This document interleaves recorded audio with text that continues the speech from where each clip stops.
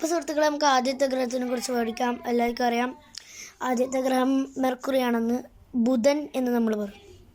ഈ mercury solar സിസ്റ്റത്തിലെ തന്നെ ഏറ്റവും ചെറിയ ഒരു ഗ്രഹമാണ് മെർക്കുറി. മെർക്കുറിക്കൊരു അന്തരീക്ഷമില്ല, നമ്മളെ ചന്ദ്രനൊക്കെ പോലെ. അതുപോലെ മെർക്കുറി ചന്ദ്രനേക്കാളും വലുതാണ്.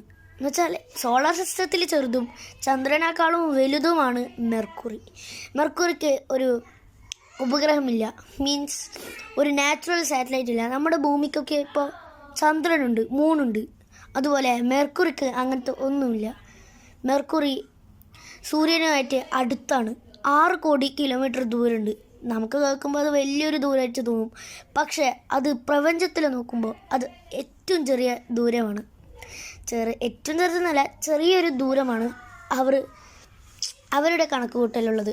അപ്പം ഈ മെർക്കുറി ടൈഡലി ലോക്ക്ഡ് ആണ്. Thank you for watching.